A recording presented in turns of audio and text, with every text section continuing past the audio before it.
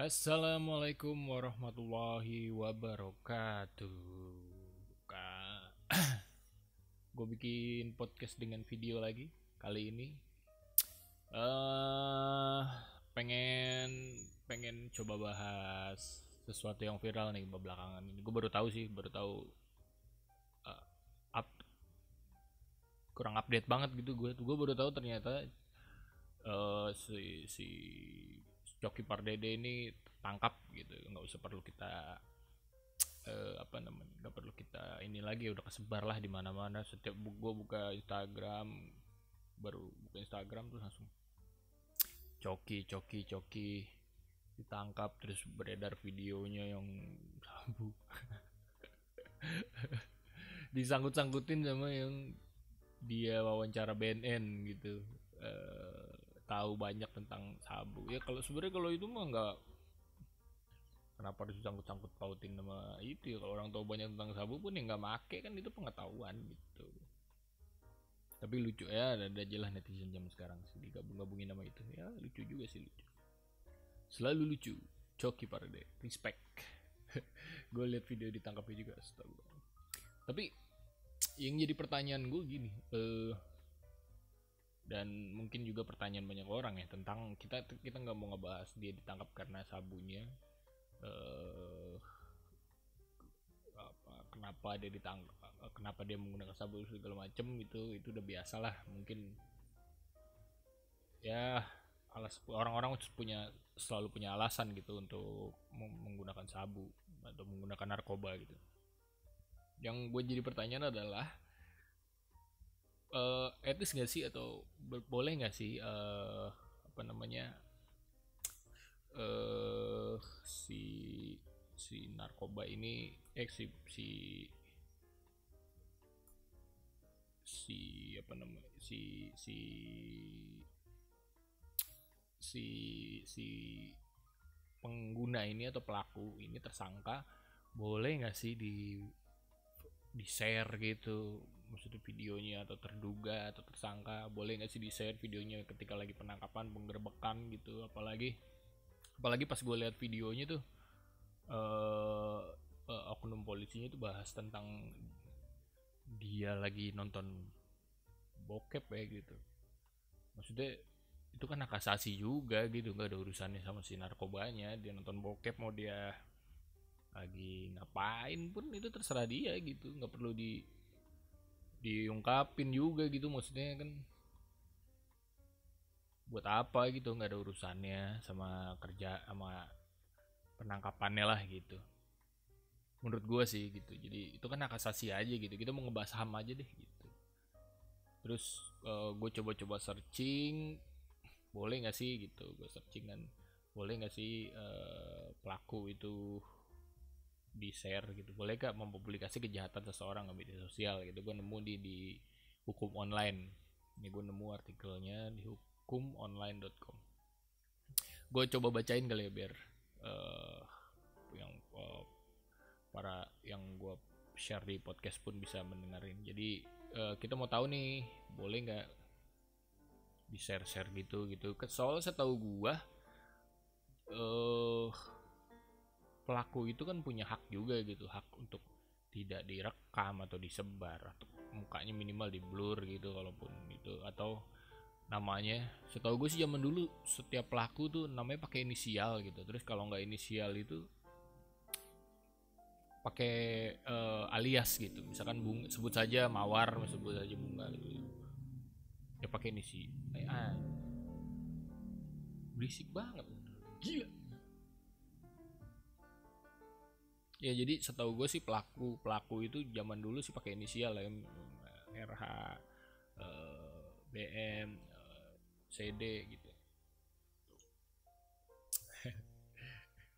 Jadi kenapa ini dijelas-jelas banget ya sekarang ini, udah kebablasan kah atau emang sah-sah aja kah gitu untuk men-share informasi seseorang gitu. Di luar dia salah atau benar gitu. Oke, kita coba bacain. Bolehkah mempublikasikan kejahatan seseorang ke media sosial? Pertanyaan begini, singkat cerita saya mengalami pencurian di tempat usaha saya yang bertanggung jawab atas. Oh, jadi ini ada orang bertanya, Gue bacain begini singkat cerita. Saya mengalami pencurian di tempat usaha saya yang bertanggung jawab atas hal tersebut. Sudah ketahuan dan mengakuinya via SMS. Maling tersebut ternyata adalah karyawan saya.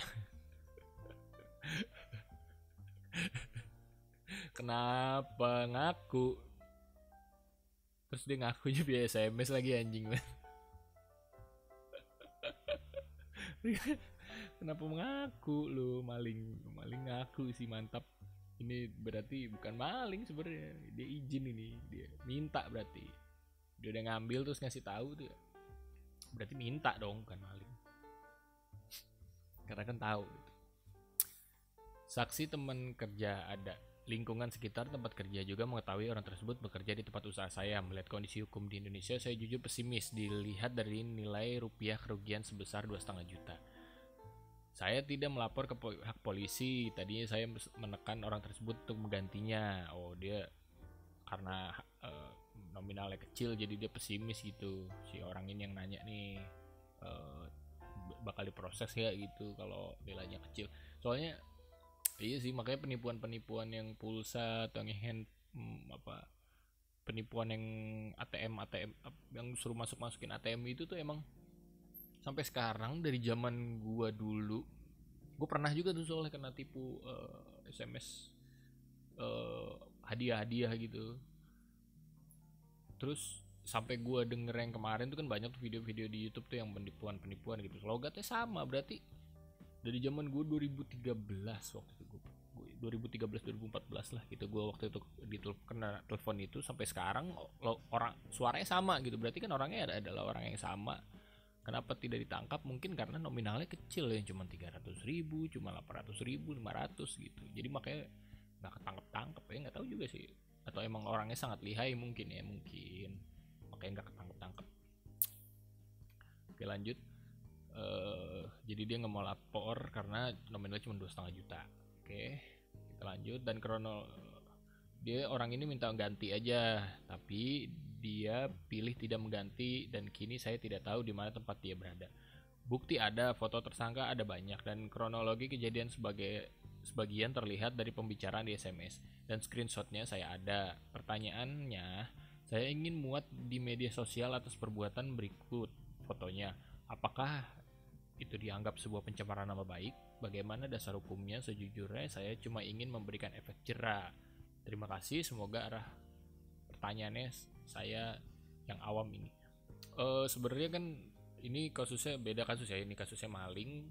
Kalau Coki kan kasusnya narkoboy. Tapi sama-sama tersangka gitu. Apakah boleh di-share gitu kan? Oke, jawabannya ulasan. Artikel di bawah ini adalah pemutakhiran kedua dari artikel dengan judul yang sama disebut oleh Letezi Tobing SHMKN, dan dipublikasi pertama kali pada Selasa 23 September 2014 dan dimutakhirkan pertama kali pada 20 Juli 2018. Screenshot percakapan SMS sebagai informasi elektronik dan dokumen elektronik. Anda menyatakan bahwa Anda mau men-screenshot percakapan di SMS untuk disebar ke jejaring sosial, sebagaimana pernah dijelaskan dalam artikel Jerat Hukum bagi Penyebar Capture Percakapan via BBM. Oh, jadi ada ini ITE ya, sebagai screenshot tuh nggak boleh sembarangan gitu disebarin, jadi bisa ditangkap juga gitu kalau lu asal-asalan nyebarin screenshot yang menurut orang itu aib gitu, yang lu bisa dituntut gitu. Oke, hati-hati juga buat nyebar screenshot. Oke, lanjut. Perlu Anda ketahui sebelumnya bahwa hasil screenshot tersebut termasuk informasi elektronik dan dokumen elektronik. Anjing, tukang apa itu? Tukang apa anjing? Ini adalah masuk nih suaranya. Kayaknya sih masuk. Lucu bener. Oke. Kita lanjut. Sorry. Perlu Anda ketahui sebelumnya bahwa hasil screenshot tersebut termasuk mother father. Tukangnya berhenti di depan. Gue kan malas banget ngedit motong-motong gitu. Kita nikmatinnya dulu lagunya ya. Boleh kali ya. Kedengeran gak sih? tahu sih, tapi harusnya sih kedengeran walaupun kecil. Anggap aja background suara kali ya, kita terusin aja, gue males banget ngedit soalnya. Oke, lanjut. Perlu Anda ketahui sebelumnya bahwa hasil screenshot tersebut termasuk informasi elektronik dan dokumen elektronik sebagai diatur dalam pasal 1 angka 1 dan 4 Undang-Undang Nomor 11 Tahun 2008 tentang Informasi dan Transaksi Elektronik UU ITE. Sebagaimana telah diubah dengan Undang-Undang Nomor 19 Tahun 2016 tentang perubahan atas Undang-Undang Nomor 11 Tahun 2008 tentang Informasi dan Transaksi Elektronik. Oke, udah dirubah nih dari tahun 2008 sekarang ke 2016 karena zamannya udah internet ya. Pasal 1 angka 1 UU 19 2016. Informasi elektronik adalah satu atau sekumpulan data elektronik termasuk tetapi tidak terbatas pada tulisan, suara, gambar, pada rancangan, foto, elektronik, data interchange (EDI) singkatannya. Electronic Data Interchange (EDI). EDI. Surat elektronik, electronic mail, telegram, telex, telekopi atau sejenisnya, huruf, tanda, angka, kode akses, simbol atau perforasi yang telah diolah yang memiliki arti atau dapat dipahami oleh orang yang mampu memahaminya. Oke.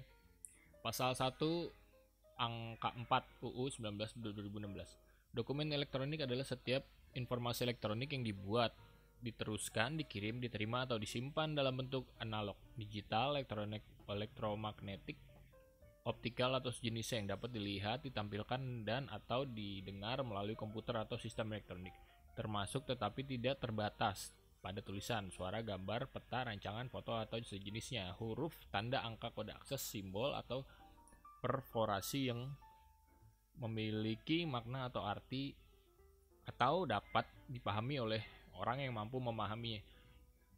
Perlu diperhatikan dalam artikel yang kami kutip di atas juga dijelaskan jika di dalam screenshot percakapan terdapat data pribadi seperti identitas nama, nomor ponsel dan atau gambar yang dapat mengidentifikasikan seseorang, maka penyebaran percakapan tersebut melalui media elektronik baik yang dilakukan oleh pihak di luar percakapan maupun oleh pihak yang ada di percakapan harus dilakukan atas persetujuan yang bersangkutan. Jika penyebaran data pribadi dilakukan tanpa izin, orang yang bersangkutan bisa mengajukan gugatan kepada Anda atas kerugian yang ditimbulkan. Berarti pencemaran nama baik lah, berarti, atau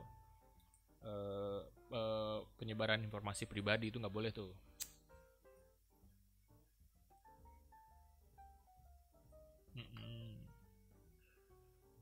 Nggak boleh tuh ya nyebarin informasi pribadi, itu bahaya karena resikonya sangat tinggi. Siapa tahu nanti disalahgunakan, dijadikan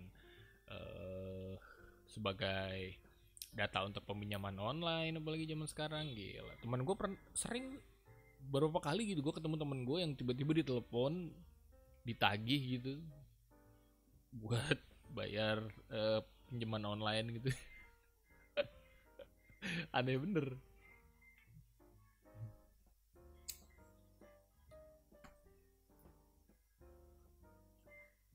Jagung manis, ternyata itu yang jualan jagung manis di luar.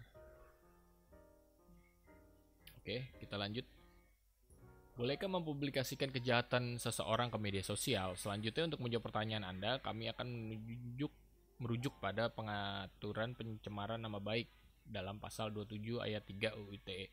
Setiap orang dengan sengaja dan tanpa hak mendistribusikan dan atau mentransmisikan dan atau membuat dapat diakses maksudnya membuat dapat diakses informasi elektronik dan atau dokumen elektronik yang memiliki muatan penghinaan dan atau pencemaran nama baik. Oke. Itu bisa dituntut tuh kalau sengaja menyebarkan muatan penghinaan dan atau pencemaran nama baik tanpa apa tadi? Tanpa hak. Tanpa hak itu mungkin tanpa persetujuan kali ya, atau tanpa dia dari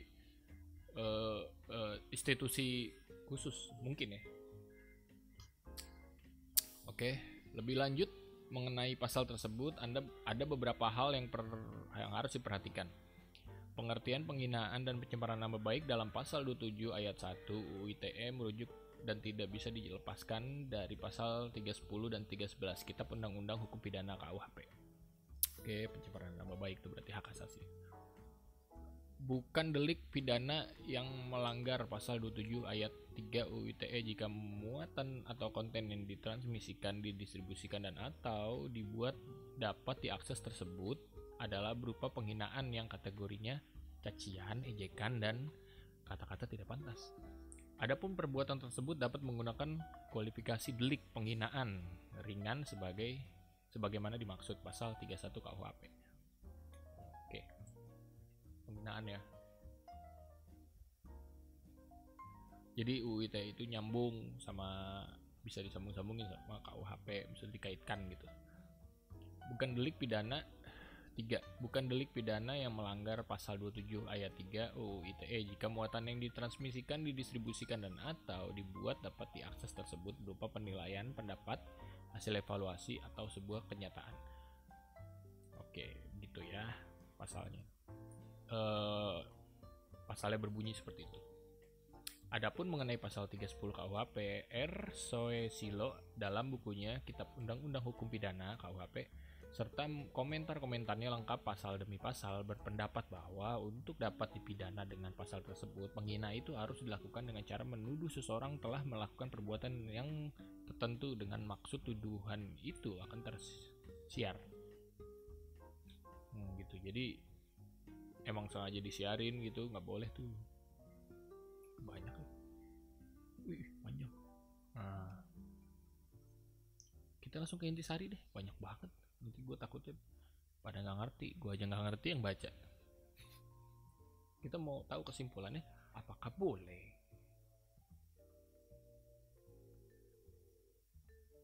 Apakah boleh gitu si tersangka disebar-sebarin gitu videonya, namanya sih yang dari dulu yang nggak boleh hak asasi itu sebenarnya. Intisari jawaban kita langsung. Perlu Anda ketahui sebelumnya bahwa screenshot termasuk informasi elektronik dan dokumen elektronik. Jika di dalam screenshot percakapan tersebut terdapat data pribadi seperti identitas nama, nomor ponsel dan atau gambar, maka penyebarnya harus dilakukan atas persetujuan pihak yang bersangkutan. Oke, kita note nih, harus ada persetujuan dari pihak yang bersangkutan. Jadi nggak boleh asal sebar, nggak boleh asal sebar nomor, nggak boleh asal sebar identitas, nggak boleh asal sebar identitas nama yang tadi gue bilang tuh kan, nama, nomor telepon atau fotonya atau gambar, harus ada persetujuan. Selain itu, mengenai penyebaran fakta atau kenyataan tentang terjadinya pencurian melalui media elektronik, perbuatan ini bukanlah pelanggaran ketentuan pencemaran nama baik dalam pasal 27 ayat 3 Undang-Undang Nomor 11 Tahun 2008 tentang Informasi dan Transaksi Elektronik. Namun demikian tetap tidak menutup kemungkinan Anda juga bisa dipidana. Gitu. Tetap bisa dipidana, coy, kalau asal-asalan nyebar data orang, video orang, foto orang tanpa izin. Kalau itu polisi yang nyebarin, bagaimana? Mungkin dia punya hak, tapi nggak tahu apakah melanggar HAM orang tersebut atau tidak, atau emang boleh aja gitu, pengecualian gitu misalkan ya, kayak kalau menteri kan lagi buru-buru dia boleh gitu melanggar lampu merah ya, mungkin ada pengecualian seperti itu, mungkin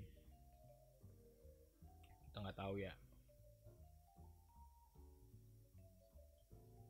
karena kita juga kan nggak tahu tuh urusan menterinya tuh penting banget apa emang cuma pengen pulang, kan kita nggak tahu. Kita sih harus positive thinking aja gitu. Oke. Gitu. Jadi jika Anda butuh masalah bantuan hukum tuh langsung bisa dihubungi ini. Bisa dihubungi nih para pengacara ini. Gitu. Oke. Jadi gitu nih.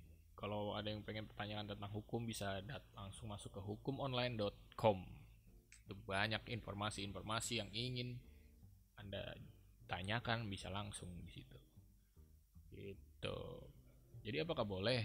Sepertinya tidak. Gitu kira-kira. Oke, gue sih bukannya mau ngapain, gue cuma mau ngebahas tentang HAM-nya aja gitu. Apakah boleh hak orang di apakah HAM di Indonesia itu sudah benar gitu? Itu pertanyaannya. Apakah HAM di Indonesia sudah benar? Ataukah kita mempunyai demokrasi yang kebablasan? Jawab di komentar. Terima kasih. Assalamualaikum warahmatullahi wabarakatuh.